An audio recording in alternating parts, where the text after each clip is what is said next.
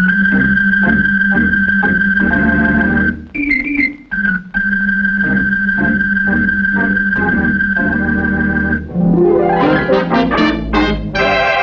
makers of those four distinctively different pipe tobaccos: Old Briar, Dill's Best, Model,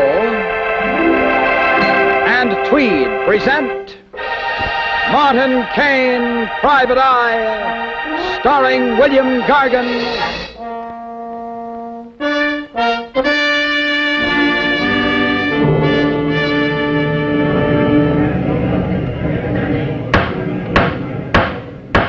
All right, recess is over. Court is in order. The ladies and gentlemen of the jury will please settle down. Counsel for the defense may continue his examination of the witness, Thomas Randall. Now, Mr. Randall, we come to the crux of the examination. Harry Wright has been serving time in the penitentiary for a crime of which he insists he is innocent. Do you now admit that you perpetrated that crime? Yes, I do. I held up Salvatore's grocery 2 years ago. Did you have an accomplice? Yes, I did. Was Harry Wright that accomplice? No, he wasn't. I never saw that guy before in my life. Who was that accomplice? I refuse to answer. If Your Honor, please. Answer the question. Judge, I ain't gonna. What's the use getting other people in trouble? You realize you're subject to contempt for refusal to answer a question when so directed by the court? Judge, the troubles I got, what's contempt of court? Your Honor, in view of the circumstances, I'll withdraw the question. Proceed. That's all, Your Honor. Your witness, Mr. District Attorney. I was the prosecuting attorney when you were being tried for a gang murder 9 months ago. Is that correct, Mr. Randall? That's right. When did you come to the humane decision to help this poor innocent man, Miss Harry Wright? Last week. And where did you come to this decision, Mr. Randall? In a death house at Sing Sing, Ossining, New York. In other words, you have been sentenced to be executed in the electric chair 2 weeks from today. Is that right? That's right. And now, Mr. Randall, why did you come to this decision? What prompted you, a hoodlum and a convicted murderer, to suddenly come to the aid and assistance of one of your fellow men? Well, at first I didn't want to get mixed up in it. I didn't want to take that rap if I could avoid it. Then when I got caught up with on this other thing, and my appeal failed, and I was going to get the chair anyway, I figured I might as well clear the guy. That was your only reason?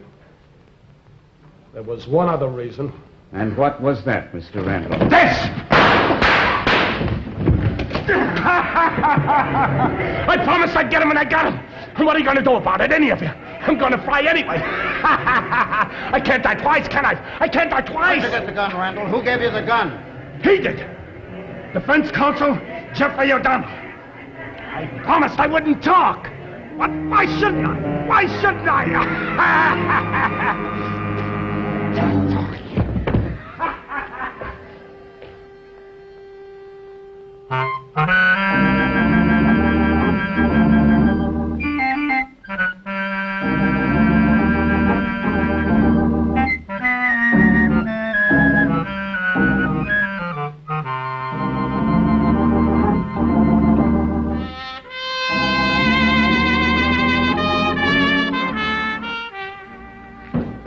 All right, so it's Mr. O'Donnell who's asked me to investigate this case, but right now he's in the pokey. That's right. And you're John Blake. May I ask what your position is with Mr. O'Donnell?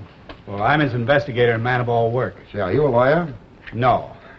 When I got out of the Navy, I spent a couple of years in law school, and I've worked in various law offices, but I've never been admitted to the bar. I see. Well, you brought me up to date on what happened at this morning's trial. Now, what about this Harry Wright? What's the story on him? Well, 2 years ago, O'Donnell defended him. It was a murder charge growing out of a holdup. O'Donnell was convinced that Wright was not guilty. But the jury didn't believe O'Donnell. The circumstance was completely circumstantial, the evidence.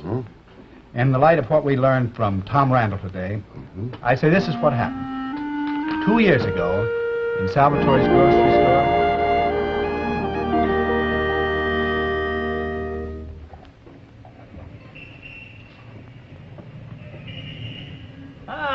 Nice day. Nice, beautiful summer day. What you like today, Harry? Huh? I want some olive oil, Mr. Salvatore, and a bottle of wine vinegar. Mama, you get the vinegar. Me, I'm a get the oil, huh?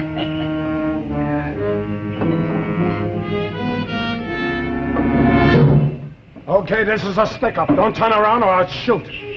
Keep your hands up. High. All right, tap that till.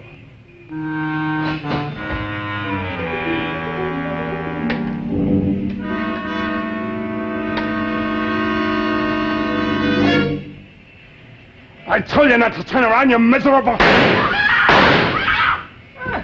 Okay, let's get out.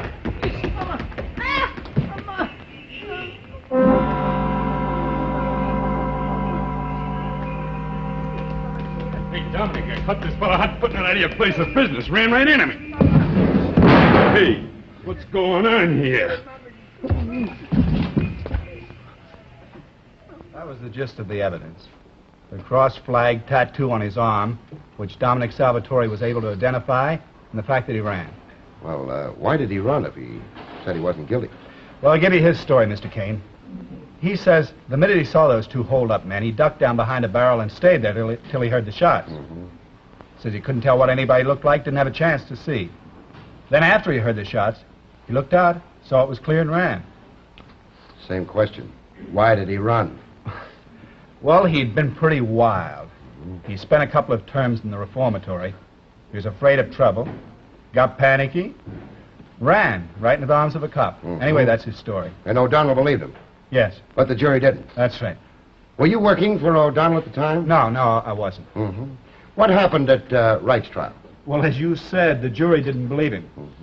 But because of the caliber of the evidence, there was a recommendation for mercy. He got 20 to life. That tattoo wouldn't be enough. As I recall, during the war, that cross flags tattoo, they were pretty common. Well, that's what O'Donnell said, Mr. Kane. But the tattoo, coupled with the incriminating fact that Wright had fled from the scene of the crime, plus his record, that did it. And along comes Randall, a convicted murderer, to clear the guy, huh? Well, right now, that's up in the air, too. There's some question whether Randall didn't use that set of facts as a plan to get out of jail and make good his boast of killing the DA, who had prosecuted him for that recent gang murder. I see. Now, who brought Randall down from Sing Sing? Well, the DA's man, Mr. Kennedy, and a New York City detective, Bob Murphy. Oh, Murphy. Know him very well. By the way, O'Donnell defended Randall, didn't he? Yes, he was appointed by the court.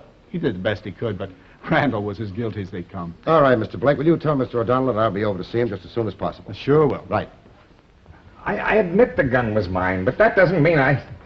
Well, why should I? What possible motive could I have? We've got some ideas of our own about that motive angle, Mr. O'Donnell. You and your wife were estranged, and there are rumors around town that Harrison was pretty sweet on her. That's ridiculous. Now, Mr. O'Donnell, as an attorney, you must admit that in the motivation of murder, jealousy has always played a tremendous part. So far, it's only a rumor, but we're running it down, O'Donnell. What's this about jealousy, gentlemen? Mr. Kane. Better ask your client, Kane. He's all yours. Come on, Sergeant. Yes, sir. Good day. Hello, Mr. O'Donnell. What were they talking about? Well, I won't dignify it with discussion, Mr. Kane. I'm very glad you could come. The reason I sent Blake down... Yes, I know. You couldn't get out. There's no bail for first-degree murder. Exactly.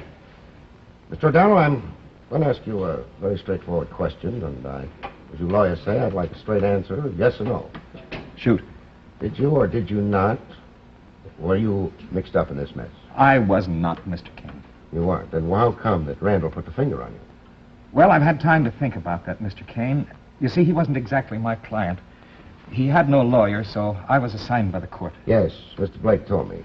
Yes, he wasn't very happy with my defense. I did the best I could under the circumstances. I'd say that his twisted mind had figured out a method to kill Harrison and implicate me, and thus at the same time get even with both of us. Maybe. Maybe that's it. Mr. Kane, the thing I want you to investigate the most thoroughly is the business with the gun. It was your gun, wasn't it? Well, there's no question about it, but it was locked in my desk drawer. Who has keys to your desk? Well, I have, Blake and my secretary, but you're missing the point, Mr. Kane. That drawer was broken into. Do the police know this? Oh, sure they do, but they're too busy with motives, with rumors of jealousy. All right, Mr. O'Donnell. I'll be in touch with you.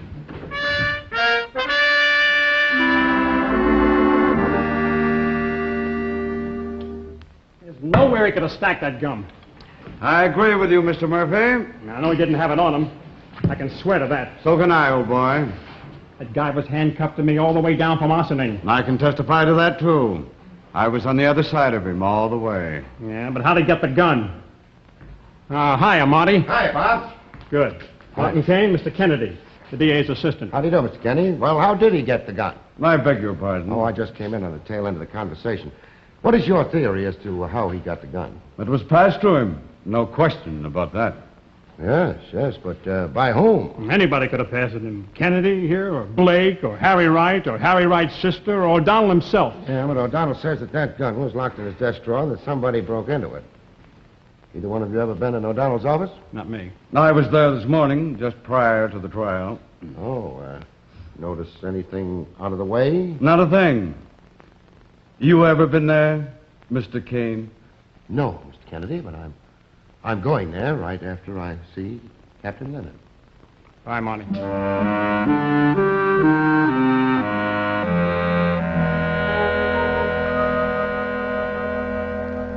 Wow.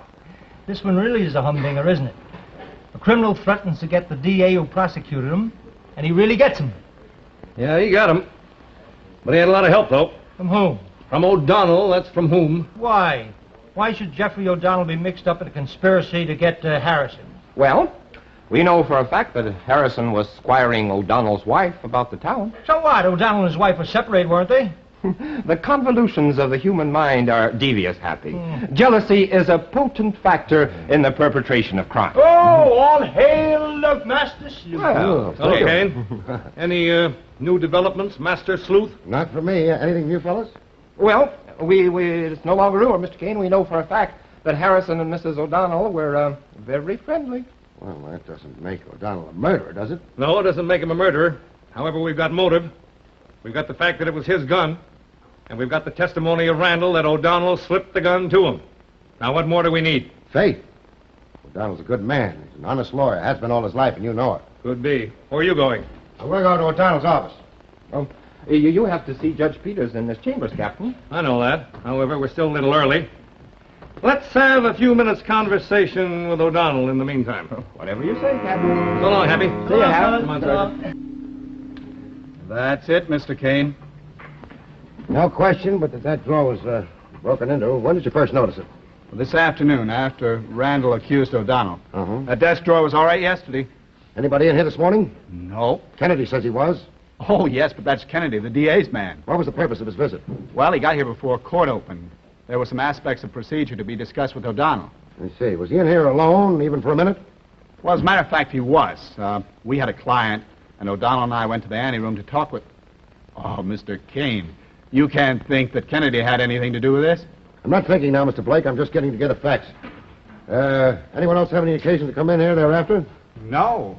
We had that Harry Wright hearing in court this morning. It wasn't until after that they discovered this drawer. I know Jeff O'Donnell as well as any man in the world. He had absolutely nothing to do with the murder of District Attorney Harrison. I had absolutely nothing to do with the murder of District Attorney Harrison. Is that clear? Yeah, it sounds perfectly clear, Mr. O'Donnell. But don't forget, we are police officers, and we're no longer dealing with rumors. We know for a fact that Harrison was going to get married just as soon as your divorce from your wife became final. My wife had every reason on earth to do just as she pleased. But the facts, sir, as a jury would hear them, disclose motive, weapon, opportunity, and the testimony of an accomplice. Now, you're a lawyer, Mr. O'Donnell. How does that sound? Well, it doesn't sound good. All right, now why don't you break down and talk? You're right square up against it, and you know it. Is that all, gentlemen? It's all for now. Then I'll thank you to permit me to return to the welcome privacy of my cell. Everybody to their own taste. Only I'd advise you to get used to it, Counselor. Because I've got a feeling that you and jail cells are going to be in close proximity for a long time to come.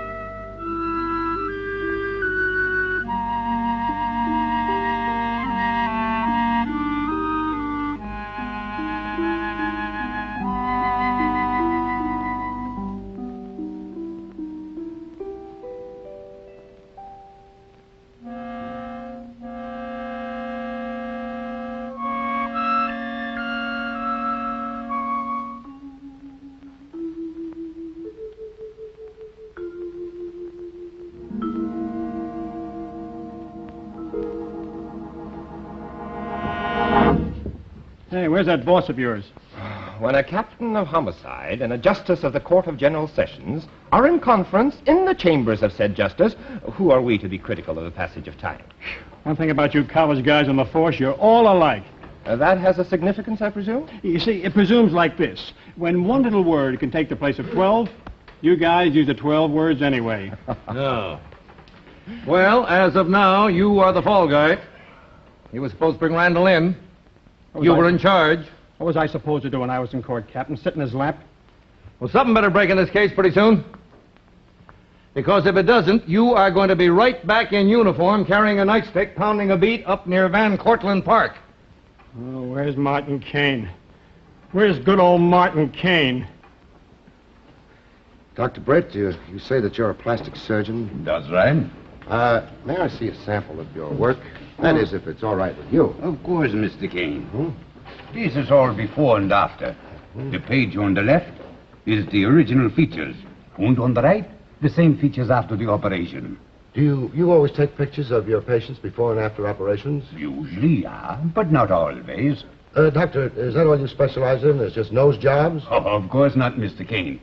My work entails every part of the human body. Doctor, there's a couple of questions I want to ask you. You'll have to think back quite some time.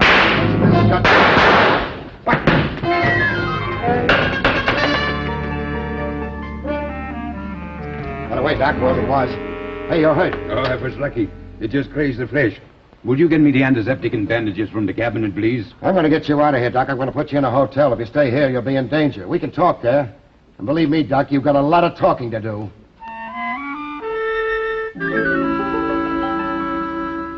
Too bad. Everything seems to go crazy in the court today. People shoot the people. You know, I hope, Mr. Salvatore, that I never blamed you. Oh, sure, I know. You good girl. Your brothers are wild, but Harry's not a bad in the heart. 2 years ago in the court, I tell her just what I see. I'm not to blame nobody. I don't know anything. Mama, she's been dead a longer time now. 2 long years. I'm an older man. I miss the good wife. But I am never believe Harry's killed a good, sweet lady. He didn't, Mr. Salvatore. I don't care how long it takes to prove it, but my brother is not a murderer. I hope you're right. I really hope so. Oh, Miss Sally Wright? Yes? I was told I'd find you here. I'm Martin Kane. Oh, yes, Mr. Kane. I called your office.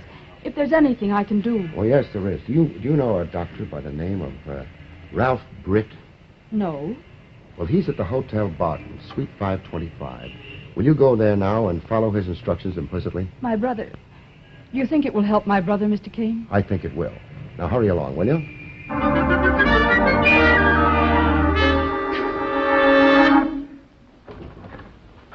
Hey, how goes it, Sergeant Ross? When the suspect is a famous criminal lawyer, how do you expect it to go? Let me have a pouch of Old Briar. Right you are, Sergeant. Old Briar, the master mixture of rare flavor and aroma. The rarest of them all, Happy. You bet it is. Thank you very much. Oh, not going so good, huh, Captain? No, this one's a headache, Happy. Fellow O'Donnell is a pretty shrewd article. Well, you sure he's your baby? You're never sure in a case like this. We're trying to make him believe that he's our baby, so he'll break down and talk. But just between ourselves, Happy, this case has got more holes in it than a sieve. Hello, hello, hello. Okay. Uh-oh. Anytime Martin Kane breezes in like that, all chipper, something is cooking. Is there something, Mr. Kane, cooking? Why, sure enough, partner. But look, I wonder if you, or we could get Judge Peters to open court today. That is, with all the parties concerned. Today? Yeah. Well, I suppose it might be possible. That is, if it got anything to do with yesterday's shooting. It has. I'll tell you about it on the way. Come on. Come along, sir. Come on,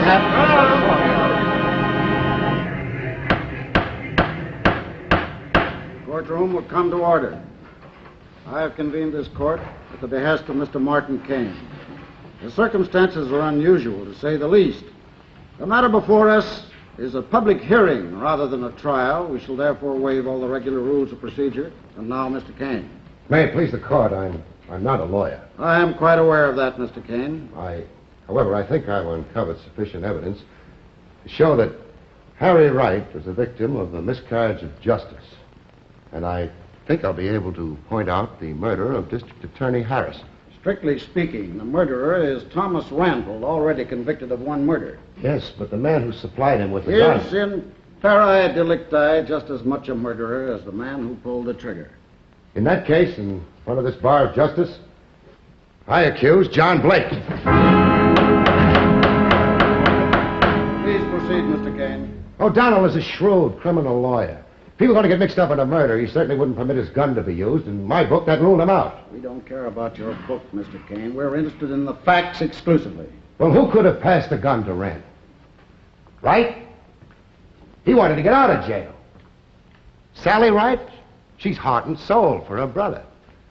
That left Kennedy of the district attorney's office and Blake of the defense. I concentrated on those two, investigated them both thoroughly. Please make your point, Mr. Kane. Your Honor, would you call Dr. Ralph Britt to the stand? Dr. Britt in the courtroom.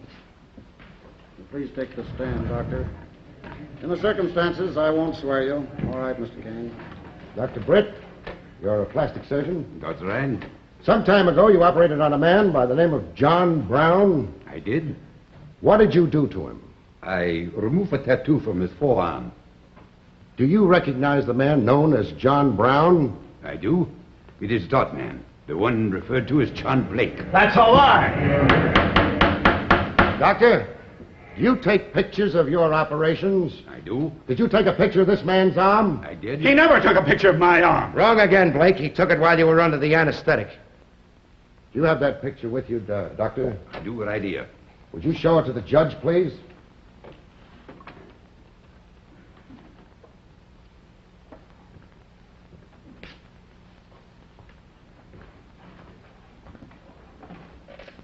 Yes, that's it for sure. You want to look at it, Mr. Blake? Care to look at it? Go ahead. All right, let's get it over with.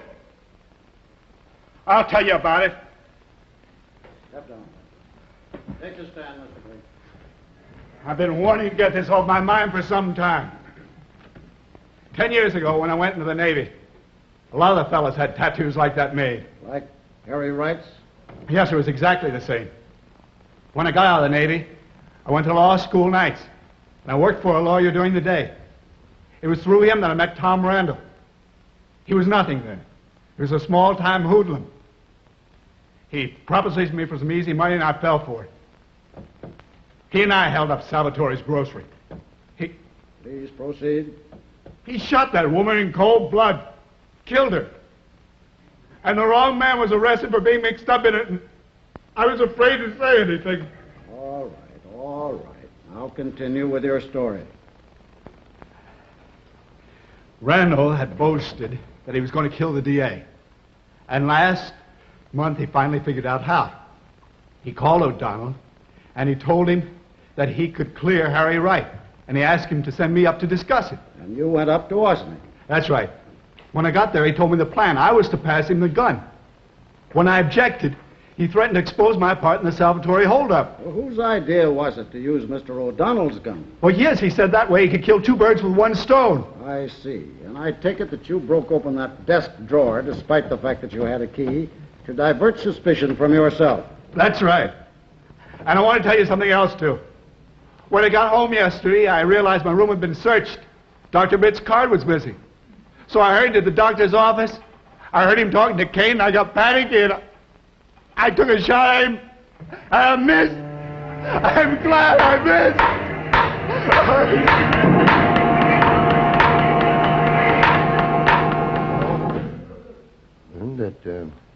It was the legislature going to pass a bill to compensate Harry Wright. But, Marty, I understand that there was more to the part played by Dr. Britt than appears on the surface. Oh, he cooperated in a little ruse, and it worked. A ruse? Yeah, he sort of a convincer. This picture of the tattooed arm. I don't get it. Well, you see, Blake was telling the truth when he said the doctor didn't take a picture of his arm. Yeah, but the doctor said that he took the picture of Blake when he was under the ether. Oh, no, the doctor's a very ethical man. He wouldn't take a picture unless he asked his patient first. All right, so I'll bite. Whose picture is it? Well, this is the tattoo that's on Harry Wright's arm. This is Harry Wright's picture. You see? So, you better take this, darling. Yes, I will. You see, Mr. Kane sent me to see Dr. Britt. And then Dr. Britt sent me to his personal photographer. And we went to the jail together, and he took a picture of my brother's arm. Uh-huh. Well, there it is. Now, hang it up in your trophy room and hang it very carefully. Would you care to come and help me, Mr. Kane? Well, it'd be a pleasure. Have you got a nail and a couple of hammers? I'll try. Or a couple of hammers and a nail?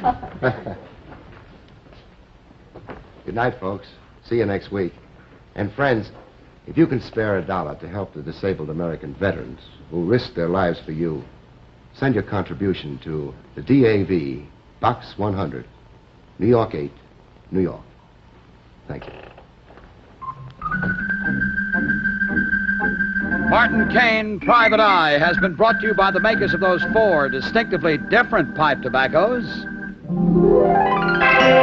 Old Briar, the master mixture of rare flavor and aroma. Hill's best flavor cut for extra mildness and cool smoking. Models so high in quality, so low in price. And Tweed, the shaggy rough cut tobacco.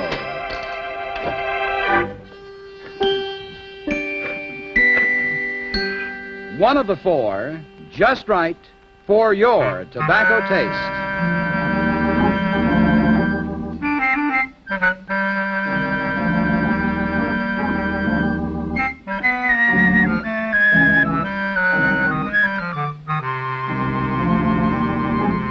William Gargan also appears weekly in the other exciting series of Martin Kane, Private Eye, on radio over another network. Check your local newspaper for time and station.